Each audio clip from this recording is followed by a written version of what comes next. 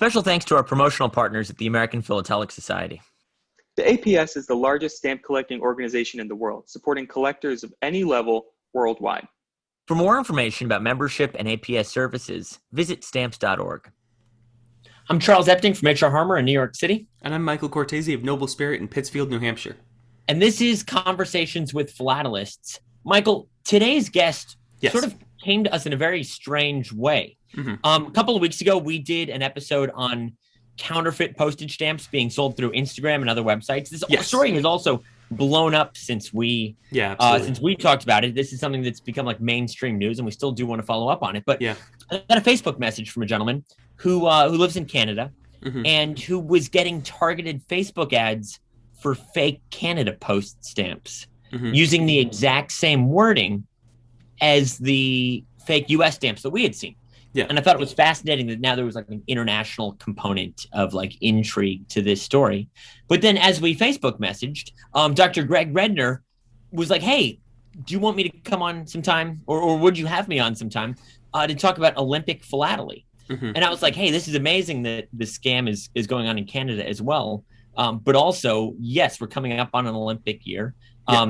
Absolutely, we would love to have you on. So, and also this was an Olympic year because of the off cycle because of the virus. So I thought this would be perfect. I thought so again, this came out of a Facebook message about a previous episode. So I'm really excited to welcome Gregg on. Olympic philately is huge in the topical collecting. Even outside of topical collecting, there's some of the most valuable sets for countries can be Olympic topical. You know, that Greece set, that catalog. 1896 Greece set, exactly what I was thinking of. And then obviously you have great sets for the the 32 Olympics and all the way up through the modern day. There's still Olympic stamps. So absolutely a very active and interesting part of philately, and I'm excited to have Gregg on. Absolutely, let's bring him in. Let's do it. Hey guys. Hey, Gregg. How are you? Thank you for joining us virtually. Sure, I'm thrilled to be here. I love your background too. Yeah, thanks. very, very fitting for our conversation. Yeah, I think so. So Michael and I recorded our introduction. I explained to people that you reached out to me about this whole counterfeit stamp thing that is quickly spreading to the mainstream news, as Michael and I have noticed. I feel like this year, there have always been counterfeit stamps, obviously, but this year it really seems to have taken hold. So. It's funny that sort of spun itself into. But it has. It's been incredible that it's hit mainstream articles, and we're seeing philatelists share these articles from newspapers, not just philatelic newspapers, but actual newspapers breaking down. I think I even saw Vice covering it, which something's gone mainstream when Vice is on it. And none of us like to see anything connected. As much as we all have our feelings about the post office and rates and all of that, none of us want to see this kind of thing go on and people get ripped off. So of course, it's one of those. We all complain. It's sort of like weird analogy, like living in New York. I feel like I can complain about it because I live here, but whenever anybody else says anything negative about New York, it's like the post office. Like we complain internally because we all know what goes on, but the second other people are having trying issues to defraud the post office. Exactly. Take up our fists. Awesome. So to kick things off, can you just give us sort of your philatelic CV, your background, how you got into it, and you sort of your own personal journey? Sure. Got wrapped up in this whole thing. Yeah, absolutely. I grew up in New York, and my parents had a boat on the Hudson River, which we used to go away with for 3 weeks out of the year during the summer. And when you've got a little, like 7-year-old boy, you have to find something in an enclosed environment like that for him to do to keep him from becoming a raging lunatic. And so my mom bought me one of those world, teeny tiny world stamp albums and 300 stamps, and that lit the fire. And I spent that whole trip, I think, probably more down in my cabin working on that stamp collection than I did swimming in the pool. That's kind of how it began. And I collected kind of, like a lot of people do. I collected in a international kind of fashion very lightly till I was probably about 13. My dad bought me a really good Scott national post album and gave me a lot of his stamps, which was really fun to put them in that collection. But somewhere around the age of 15, as much as I loved doing that, I heard of this really exotic place, which was called Newfoundland. And I mean, newfound land. I thought, wow, this is really got to be something special. And so I started to collect Newfoundland stamps, having no idea, of course, that they were part of Canada. And being absolutely shocked when in 1948 they all just dried up and went away. And that led me down the rabbit hole into Canada, which is where I live now, and which, has always been kind of since then one of my primary collecting interests. But about 15 years ago, I stumbled on some Belgian covers from World War I. And my grandfather fought in the American Expeditionary Force and was in Belgium at the time, and I connected with me suddenly, and I became really interested in the whole the Belgium being the battleground of European civilizations, and realizing my grandfather had been there, realizing that he had been in Antwerp at the end of the war. And so I started to collect Belgian stamps, kind of focusing particularly on those that are, around the 1919, 1920 end of the war issue. And remarkably, I discovered, having had no knowledge to this point, that there was an Olympics that took place in Amsterdam right after the war, one of the stamps of which is behind me. And because I was fascinated with that particular era, I started to study them. And that led me into this whole Olympic philately thing, which is still the number one focus of most of my collecting. That's terrific. It just kind of like snowballed your entire collecting, just one thing into the other. Sorry, Charles. Were you a sports fan or an Olympics fan before this? What was your, sort of coming at it from that direction? What was your interest in the Olympics prior to the Philately connection? Well, you can't grow up in New York and not be a sports fan. And I always say to people that, in an unrelated joke, that I really I do believe that learning to hate something is an inculcated experience, because my dad had been a New York Giants fan in the 50s when the Yankees were at their greatest, and I was taught from the youngest possible age to hate the Yankees. I had no idea why, but right. I just learned Yankees are bad and you must hate them. And so so you can't live in New York without that. I managed in grade 3 to contract the flu right around the time the Sapporo Olympics were going on, and I managed to prolong it long enough that I got to watch, because they were only on in the daytime. They were, in those days there were no nighttime, simulcasts or whatever, and so I got to watch that whole Olympics, and was fascinated with it. Made sure I was sick when the Innsbruck Olympics came around in '72. Missed most of whatever it was, grade 6 at that point. So yeah, I love the Olympics. My dad loved sports. We watched them together. I didn't know anything about the connection between the Olympics and stamps in those days, but yeah, it was always important to me as a kid. It was a big deal when it came around. So, do you mind talking a little bit about some of the first Olympic commemorative stamps and kind of how they came to be? Sure. Baron Pierre de Coubertin re-inaugurated the idea that a modern Olympic Games should take place in the form of the ancient Olympic Games. Mm-hmm. The first modern Olympics were held in 1896 in Athens. And there was an issue of stamps created for that Olympics. That was the first Olympic issue of stamps, and they're still very much collected and very much highly prized. If you have a mint set of those, they're really quite something. And then the idea kind of fell off after that. it's not that when the 1906 Olympics, which are an interesting story in and of themselves, they reissued some of the stamps that had been issued in 1896. But it wasn't until 1920 that anybody actually got the idea, gee, we could use these stamps to advertise the games, and that was in Antwerp. And I feel like that era of philately is when people started getting more creative with their marketing and their contrivances and their concoctions and things like that. It seems like the Olympics and that's the time when First Flight covers and naval covers. You get a lot of these more commemorative stamp creations, I should say.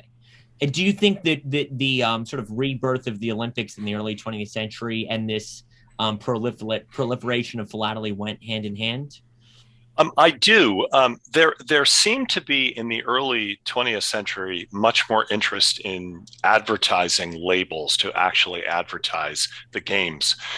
There's some spectacular examples of this. That 1912, the Stockholm Olympics, they issued a beautiful vignette, a beautiful Cinderella. In 16 or I've heard 17, I've only seen 16 different languages, which were mailed all around the globe. The 1920 is when this all really took off. Now, I should say, first of all, nobody who collects Olympic stamps thinks the 1920 issue from Antwerp is a beautiful set of stamps. They are amongst the least attractive of all Olympic stamps ever issued. But what's fascinating about that, there's a story behind why. But what's fascinating about that is 1920 is the first time that that advertising cancels were actually used on a large scale to advertise an Olympic Games. And so the 5 largest cities in Belgium, which are Brussels, Antwerp, Ghent, Liège, and Charleroi, all certain post offices there were given advertising cancels, which were used for a period of about 6 months to advertise the games both nationally and internationally. So the Olympic stamps at Antwerp are the second series of stamps that were actually issued new, but the fascinating part is more the cancels that have to do with it, and they range from like very, very common to very, very rare. So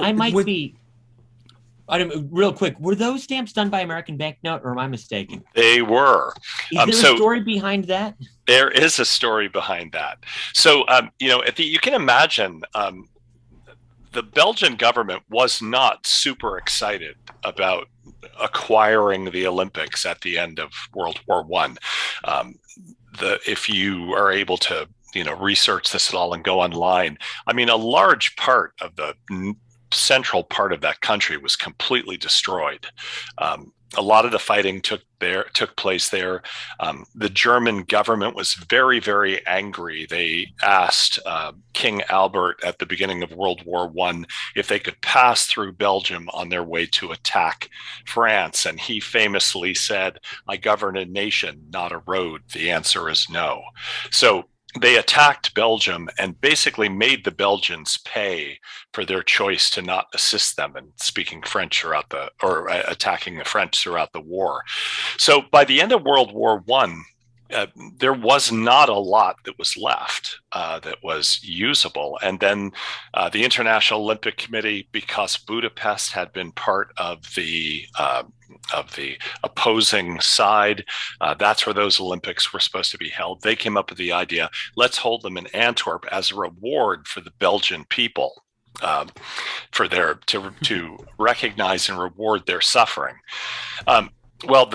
From a philatelic standpoint, it's very difficult because the Germans had used the printing house in Malines as a supply depot and had basically destroyed most of the printing equipment.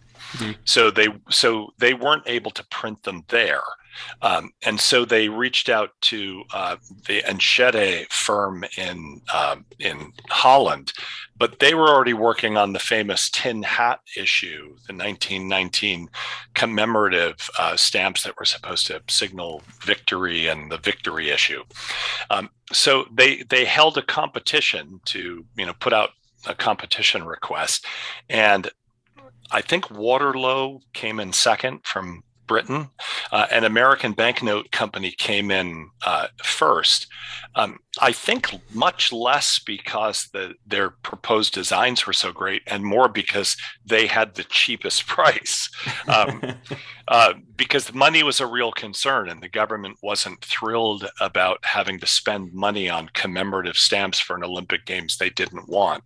So the American Banknote Company issued 3 stamps, the first of which is the one behind me, which uses Myron's Discobolus, a famous statue that if you've been to the Vatican Museum, you've probably seen it. It's very common.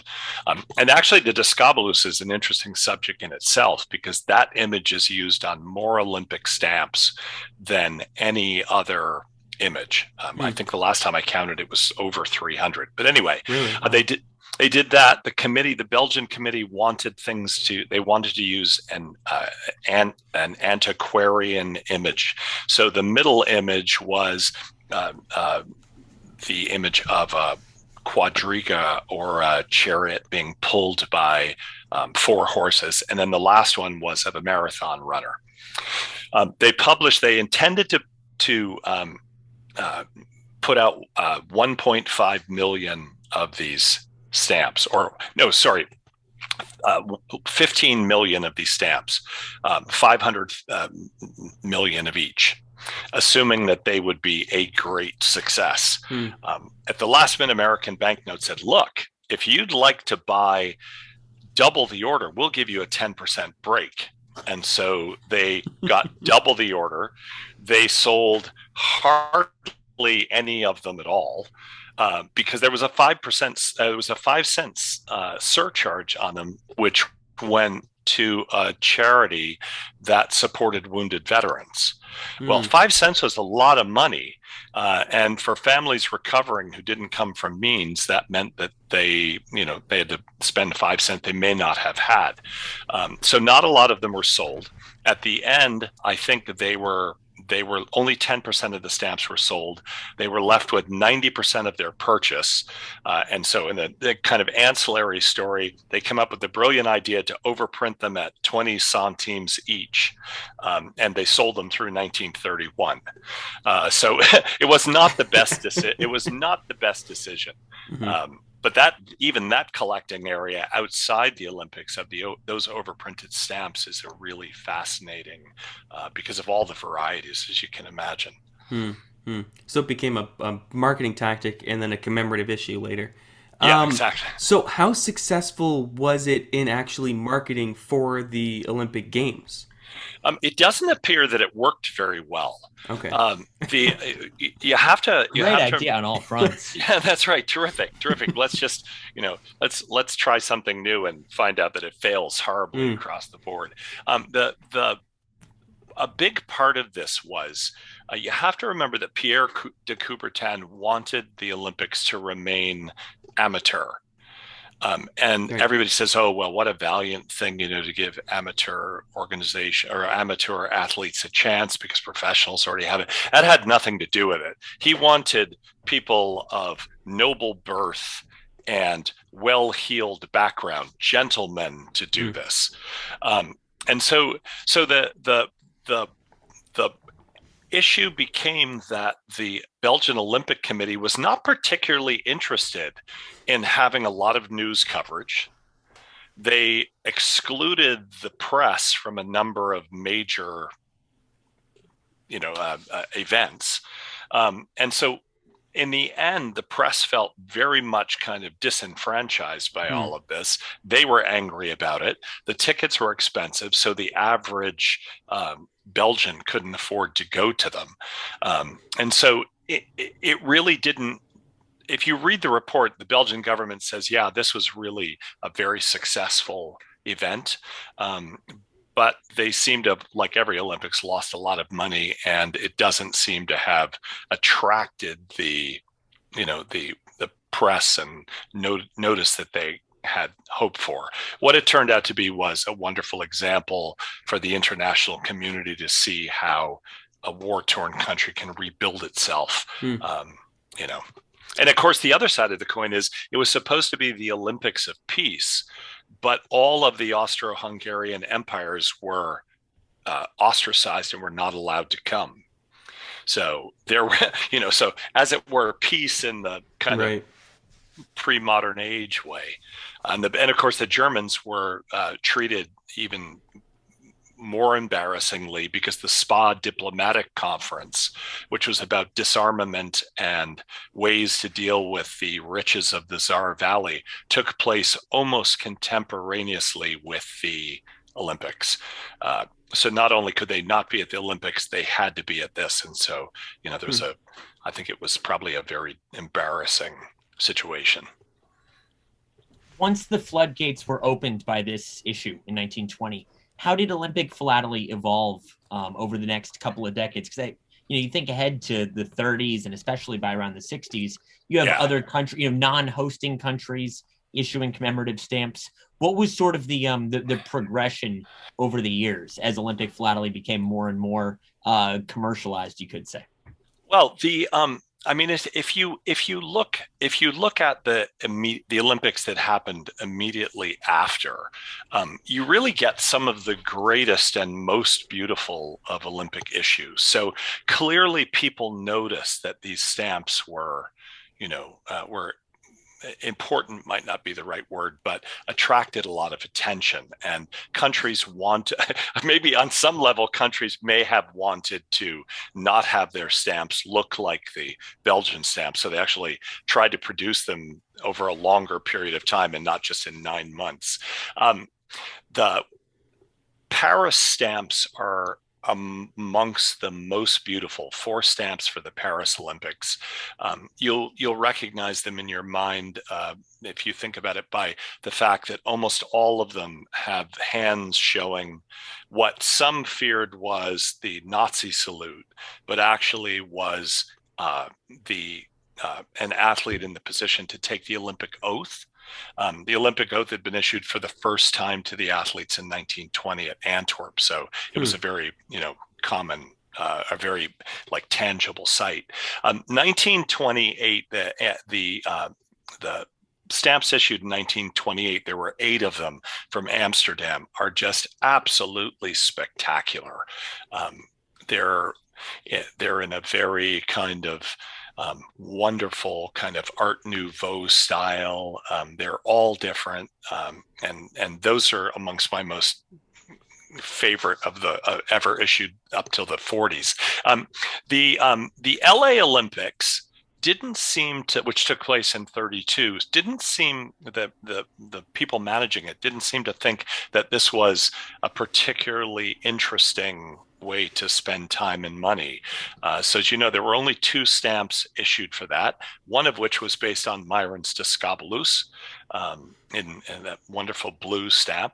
So as you go on, 36 is the 1936, the famous Berlin Olympics, with the whole issue with Jesse Owens and all of that. Germany was the first country, I think, to actually seize on the fact that not only was this a great way to advertise the Olympics, but it also was a way to show the beauty of creating stamps that were striking and special, and to use postal stationery as well to do that. So the 36 stamps, there were 9 issued for that, and they're all really, really beautiful. One of the things that's most fascinating, the next 2 Olympics didn't actually happen. 1940 was supposed to take place in Tokyo, which is not well known amongst non-philatelist historians, I guess. But it was taken away from the Japanese by the International Olympic Committee because of the invasion of China.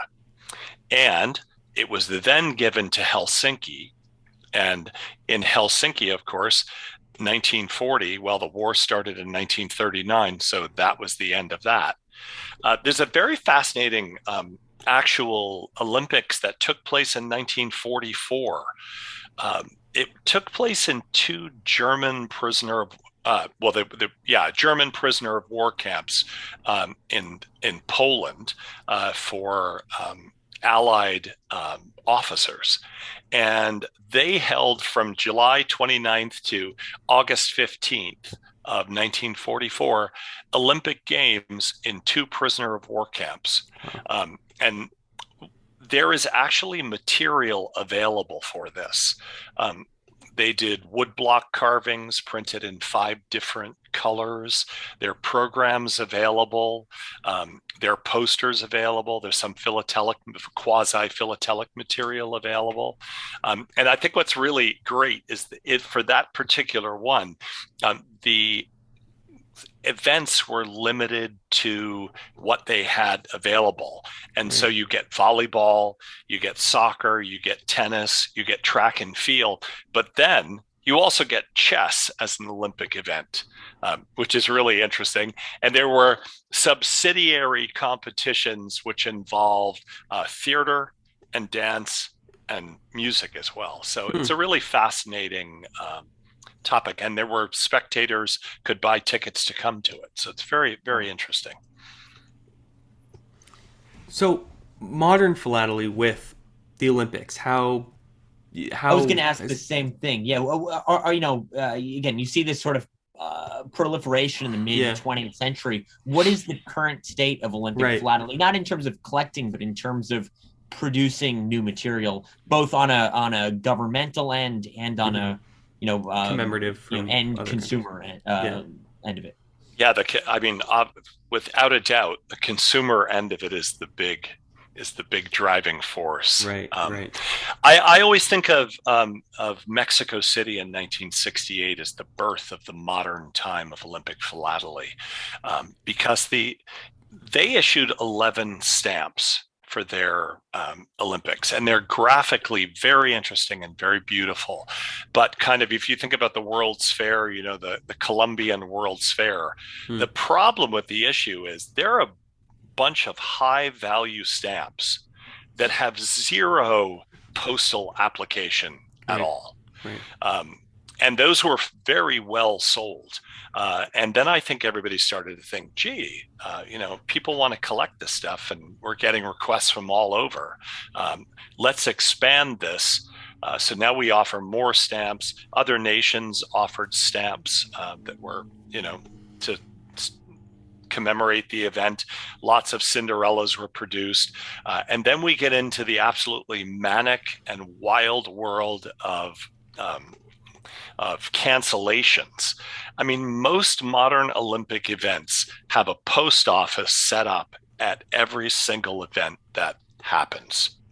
So, if you're a collector, not only do you have, say, the 6 post offices, one commemorative cancel that took place in Antwerp, you have postal cancellations from every single day that an event took place at those.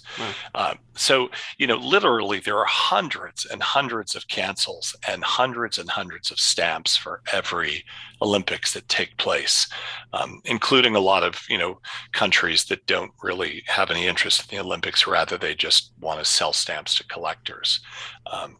It makes it a real challenge. I mean, when I started collecting Olympic stamps, it was almost still possible to collect every single stamp issued for every Olympics. Around 1970, it started to become more difficult. And by the time you get to Montreal in 76, there's so much going on that it's just overwhelming. There are people that still try to fill every single spot in the albums that are available. And if you're interested in that kind of thing, a lot of them are downloadable for free online. Olympic, but I think it runs now to 5 full albums of Olympic stamps. So it's a real challenge. Was it Australia or New Zealand that did the print on demand stamps as countrymen medaled? Am I Yeah, no, I think that's correct. I can't say for certain. It was in the last couple of years, Michael. Do you know about this?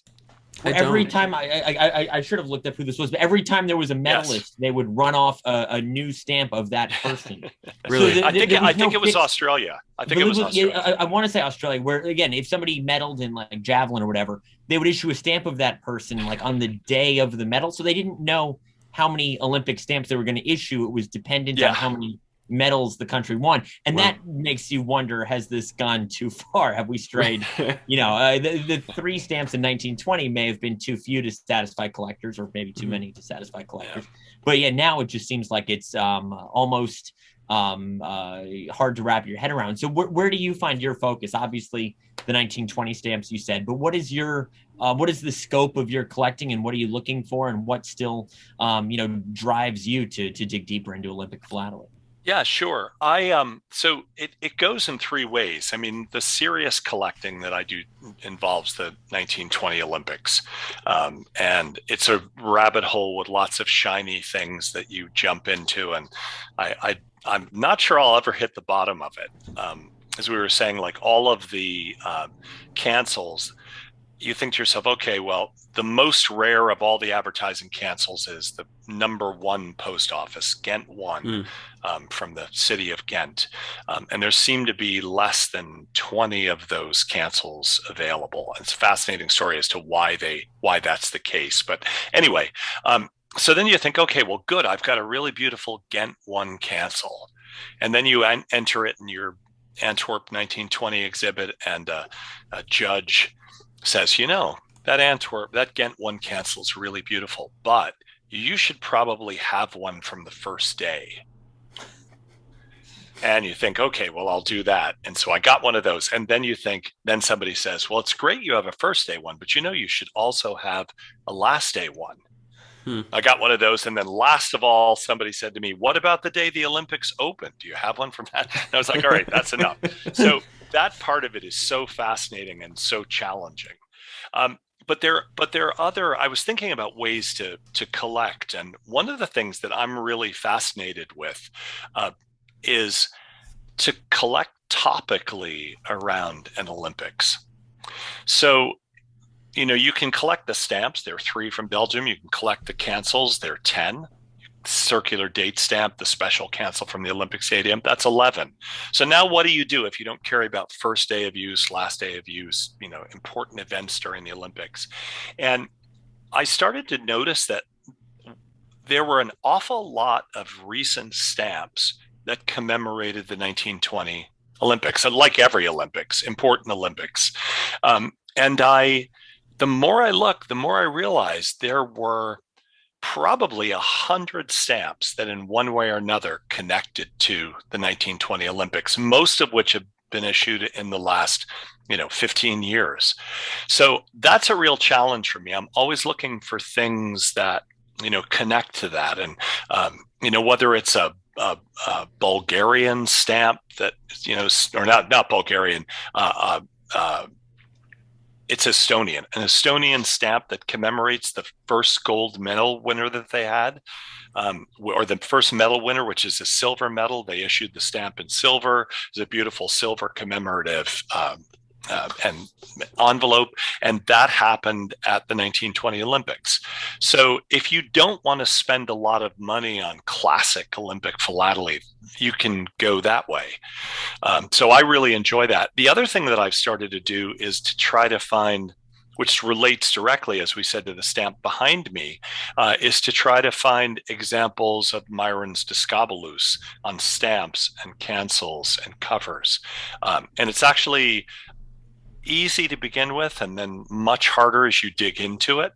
I just recently scored a really rare North Korean cancel that uses Myron's Discobolus, which is really interesting, and I was very excited about that. So that means that it's possible, if you want to put together a collection of the 3 stamps that they issued and the 10 cancels, you can keep going at it without spending a lot of money. And the challenge is very real, because in the modern time after, say, 68, there are so many things issued that in one way or another, one of them is going to have something to do with your topic. It's almost a topical within a topical.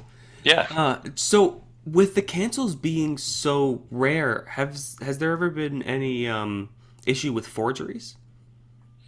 With the Antwerp ones. Well, with all kind of the Yeah, perfect. yeah yeah the Um, cancels, the first days, the different post offices. yeah, there are some. I my sense is that at least in the modern time, most of them are so common Right. that nobody really bothers with it. Only the people that you good gentlemen have been chasing down who are selling bogus stamps to nice grandmothers in Des Moines, Iowa. Right. But I don't think so. But there are, like for instance, in the 1920 overprints for the Antwerp stamps, you can imagine if you take a look at them after, you've got a 20 over both of the original values and then an X to block out the actual surcharge which went to the wounded soldiers. So you can imagine on a sheet as it moves, those appear everywhere. Right. The most common way that those are faked is the cancel or that the overprint ends up at the top. And I've tried to buy 8 of those in the last 2 years. And I always say to the dealer, if you'll pay for a certificate for this, I'll pay for it if it's real, and you pay for it if it's not. And in every single instance, it's been overprinted and it's been a forgery. Interesting. Wow. So, even though your focus is on the 1920 games, do you still get a souvenir for yourself every time an Olympics comes around? I mean, was there anything this year or next year that you'll be, adding to your collection just as do you stay up to speed with Olympic Philately at all, or is it mostly working backwards for you? And if I may, do they still do the post office for every event? Even yeah, now? they do. Yes, they do. Which you can imagine. Right. I want to point out, in case people are interested in this and they don't know about it. There's an amazing group called Sports Philatelists International, which is located in the U.S. And some of the there are 61 volumes of really carefully, researched material. Some of the greatest Olympic collectors have written for that magazine or that journal, and it's really worth it if you haven't if you don't know about it. Most of the stuff is available not behind a paywall, which is great. Only the last 4 years, I think, are behind a paywall. The reason I bring that up is because one of the things that's valuable about that magazine or journal is that they publish 4 times a year, and every year or every edition, they will put in all of the new cancels that are coming out related to sports. And there are always several articles before the Olympics begin on how to go about getting all of the various cancels that take place and all of that. So yeah, I still try to get a cancel from the first day of each Olympics from whichever is the rarest post office. But it's just too overwhelming for me. It's not really all that difficult. You just have to be willing to write 100, covers Wow. to the post office in each place and ask them to do it, which they always are delighted to do. But yeah, it's still a very vibrant part of things. And I know somebody will show a cancel from Roy Campanella's hometown. And I'll be like, how the heck did they find this out? Then I look in the Sports Philatelists International Journal, and I'm like, there it is right there. Why didn't I pay attention? So you mentioned this great group and this great resource for people. Do you have any other advice for aspiring? Is it best to focus on one Olympic Games, would you say, like you have with 1920? If somebody has a hometown connection or something like that, or is it feasible to try and collect stamps from all 124 years, 5 years worth of games? What advice would you give to somebody who's maybe interested in picking up Olympic Philately? So, most of the stamps, if they're not mint, are very affordable. It's not hard to put together, except for some of the higher value ones. But it's not hard to put together a used collection of stamps from issuing countries from the beginning. It will cost you a little bit, until you get to the Antwerp one, which used goes for about 56 cents a stamp. So anyway, so you can do that, and that's quite manageable, I think. Collecting every Olympic issue ever offered is daunting if you're going to do it up to today. We mentioned that. You can divide. Some people choose only to collect Summer Olympics or Winter Olympics, which cuts it in, by 3/5, which is great. I know a lot of people who collect postal history, and that's also another way to go. There are a lot of interesting, like, for instance, 1948, the London Olympics, for some strange reason, issued an Olympic postal envelope for a flight between Vienna and Helsinki, I think it was. Yeah, Vienna and Helsinki. So there are things like that. You can do aero philately in terms of the Olympics. And like we said, thematically, it works very well. Topically, it's particularly, I won't say easy, but it's challenging, but fun and not terribly expensive. There are a couple of people in Sports Philatelists International. There's a man named Mark who's the president right now, and he has put together a remarkable collection of Olympic stamps that have to do with gymnastic uniforms, which is remarkable. So there are ways that you can do that. And of course, there is the whole topical idea where you collect Olympics, but you collect Olympic rings or Olympic torch carriers or Pierre de Coubertin or something like that. And the other, one of the weirder ones, and I don't really understand this one myself, is people who collect the Olympic congresses, the actual international body of the Olympic Committee. That's just way out there for me, but it's a pretty good group of people. And last of all, I feel like this subject is perfectly designed for topical exhibits. If you're an exhibitor, and if you're not, you should be, because it's incredibly fun and a real challenge, and you'll really learn a lot about your information. But I mean, you've got medals. And not just medals, but also participation medals. I mean, I can't afford a gold, bronze, or silver medal from the 1920 Olympics, but I can afford a participation medal, which is really beautiful. There are programs, there are posters, there's commemorative stickers, vignettes, whatever you want to call them. Even things like travel passes, they've been issued regularly in the cities. I'm most fascinated with the Belgian one in Antwerp because they canceled them with Belgian parcel post, or what's called a railway cancel, which is my other area of collecting. So it's very fascinating. So they work incredibly well for thematics as well.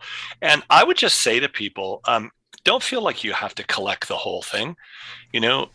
Start with an Olympic that was meaningful to you. I mean, I think of 72. If I was starting over again, I'd just start in 1972 and collect everything that had happened since. Or, your grandmother comes from, I don't know, Helsinki, so you're going to collect, the Helsinki Olympics in the 50s. I think there's no rules, as you guys say all the time, as to what's right and wrong to do it. So I think there's a lot of scope and a lot of breadth to do whatever you will find meaningful. Perfect. Well, thank you so much. This has been really interesting. I've learned a ton. It's actually made me want to start collecting an Olympics. I'm not sure which one yet, but it's I'm leaning towards 32 LA. Yeah, great. Which I know is a popular one. Yeah, it is. But the hardest part about this is we're maybe one of the only collecting areas, and that's probably arrogant and uninformed to say that. We're one of the collecting areas where we have to fight Olympic collectors for all of this stuff. Mm-hmm. Every time a decent cancel comes up, there's some Olympic collector out there who's trying to, rob something from a philatelic collector, so. Right. Wow. No, this was fantastic. Thank you so much for joining us. This all worked out perfectly. I appreciate the note about the counterfeits, and I'm glad it spun off into this conversation as well. Yeah, me too, guys. Thanks a lot, and thanks for all you do to make a philatelic world real to people. And what you're doing is just remarkable. We appreciate that. We're having a lot of fun doing it, and we get to chat with great people like yourself. So this was a lot of fun. Good. Well, thanks a lot. Thank you. Okay, take care. You too. Bye. Michael, which Olympics are you going to start collecting?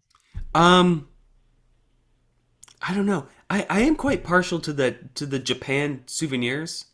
Japan souvenir sheet, the strips of 4 and the 1964. That's 64. Okay, I do like those. Those are. I went to USC, so I went to football games at the Coliseum, which is where they held the 32 and 84 Olympics. Mm-hmm. So I could see myself collecting either of those games. I think 84 would be more affordable than 32 probably, but there's probably a ton more stuff as well. Yes. I did not realize it dove so they deep. still did a different station for every event.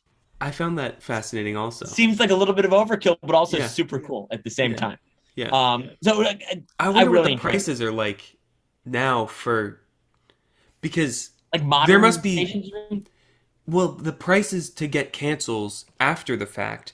Like if you were to get a cancel for every single of the last Olympics in Tokyo, so the people who mailed in to get cancels for those events most likely are people who are going to want to hold on to those items, right? So can you buy them after the fact? So can you even buy them? Well, the prices must be massive because the people who got them in the first place. Isn't it China next year? It's Beijing, right? For the Winter Olympics, I think we should send out stuff to get canceled. We should. That would be a lot of fun. No, I learned so much from this. I love ones where you and I can just sort of sit back and listen. Yeah. Like we're the audience. I don't know, sometimes it's I don't know. I feel like it's more like of an insider conversation. Other times I can just sit back and relax. Yeah. Gregg's a great storyteller. Yeah. And I feel like I can really enjoy these episodes, and this really falls into that camp. I learned a ton. I had no idea because I'd never dove that deep into Olympic philately. I had no idea it went that. We sell first the day, occasional last day, opening thing. day. We see the 1936 Germany, and we see these things come up time and time again at for sale. Yeah. But I feel like we never sit back and appreciate it as a whole. So I really loved this conversation, and can't wait to meet up with Gregg at Capex. Yeah, I'm really looking forward to Capex. That'll be a lot of fun. So something else I didn't mention to you, but we should probably please do bring it up again. We should do a live stream next Friday, or this will air Monday, this coming Friday. Friday, because your sale is so on the 17th. Our sale's Tuesday, Wednesday. We should get back on the live stream. I really enjoyed those, and we got some great feedback on them. So let's bring back the live stream this coming Friday. Let's not put that off any longer. Yeah. It's been as things had opened. A couple people have tweeted at us, and as things have opened up, it's been really difficult for us to get. We've been busy. Yeah, but let's start doing that as much as possible, even if we're on the road or something. Let's bring the live stream. I've got back. a little car mount for my phone. I can just. Let's do it. I don't know if that's legal or not, but let's do it. Probably not. It's all good. Yeah. Nobody called the cops on us. For people who are watching us on YouTube, we are on Google, Apple, Spotify podcasts, all the big podcast services. Mm-hmm. For people who are listening to us, you can watch us on YouTube. You can see the stamp behind Gregg that I don't know why people knocked the design. I think they're beautiful. Yeah, they're nice. Yeah. I thought it was gorgeous. So if you want to see us, we're on YouTube every week. You can follow Michael at Michael J. Court on Twitter. I am Charles L. Epting on Twitter. True. We have a website, philatelypodcast.com, where you can see all of our episodes. And if you want to reach out to us, philatelypodcast@gmail.com. We love listener mail. We still get it occasionally. It always makes us really happy. So we do. Just check in, say hi to us. Michael and I enjoy that sort of feedback. So Michael, again, really glad Gregg reached out to us about something totally unrelated, and then we were able to turn it into an episode. But we should follow up with that. We are going to follow up with the counterfeit stamps. I feel like everyone's doing all this reporting and running circles around. We're just consuming all this data and this information. And I sent you a couple of links. Yes, we're going to make it succinct and easy for everybody to understand. Yes, yeah. That's what we the links I sent you. The hard work other people have done. Exactly. and synthesize. And we'll, of course, credit them. Absolutely. For the work they're doing. Exactly. Michael, this was a really fun episode, man. Yeah, absolutely. I will see you in a couple of days. You're coming down for H.R. Harmer's next auction. So yes. I'll see you in the city. Maybe we can even do a live stream from there. I could just focus the camera on you. We should do a live stream during the auction. That'd be fun. No, we'll tweet about any plans we have for Tuesday, Wednesday. We'll probably throw something up on. Charles's internet died, but mid outro. But thank you everybody for joining us again, and we'll see you next time.